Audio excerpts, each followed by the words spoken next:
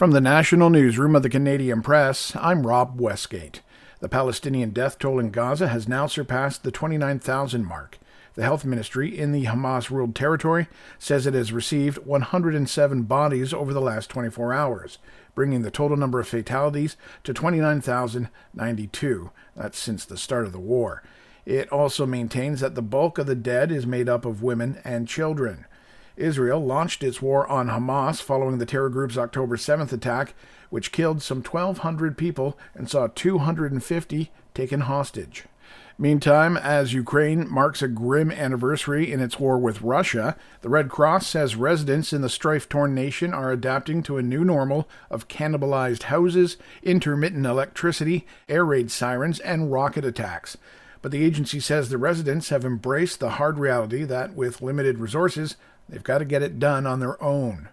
Dasha Galida and her group of volunteers spend their evenings and weekends helping residents of Kyiv remove the rubble. There are places there already ruined almost completely, and we are just cleaning. And there are some places that we can help to rebuild, so we are trying to help with maybe windows, doors, maybe making them new roofs or something like that.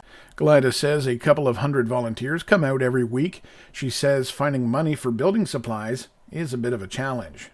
Statistics Canada is set to release its January Consumer Price Index report this Tuesday, as economists expect inflation slowed last month. Nathan Jansen, RBC's assistant chief economist, says he expects the annual inflation rate fell to 3.2% as gas prices fell and growth in the grocery prices eased.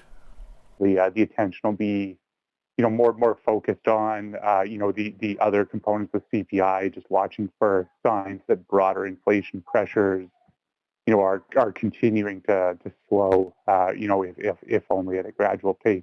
Canada's inflation rate was 3.4% in December. And finally, the mother of Russian opposition leader Alexei Navalny has been denied access to a morgue where his body is believed to be kept after his death at an Arctic penal colony. Reporter M. Wynn says Navalny's allies are accusing authorities of trying to hide evidence. Navalny was serving a prison sentence after being charged with extremism. Russian prison officials claim he died from, quote, sudden death syndrome. But an independent Russian newspaper reports a paramedic claims Navalny's body was found with bruises to his head and chest. ABC News has not confirmed that report. Many world leaders blame President Vladimir Putin and his government for Navalny's death Friday at the age of 47. This is the Canadian Press. In sports, Manitoba skip Jennifer Jones is aiming to make her 18th and final appearance at the Scotties Tournament of Hearts a memorable one. She improved to 3-0 in Sunday evening's draw at the Canadian Women's Curling Championship, which is being held in Calgary, posting a 10-3 victory over Clancy Grandy of Vancouver, who slipped to 2-1. The NBA wanted more competition, but it got more points instead. More than ever, in fact. The Eastern Conference beat the Western Conference 211-186 at the Sunday All-Star Game, with the winners putting up the most points in the game's 73-year history. And finally, the Pittsburgh Penguins retired Jaromir Jagr's iconic number 68 Sunday. The NHL's second all-time leading scorer was on hand as his jersey was raised at PPG Paints Arena.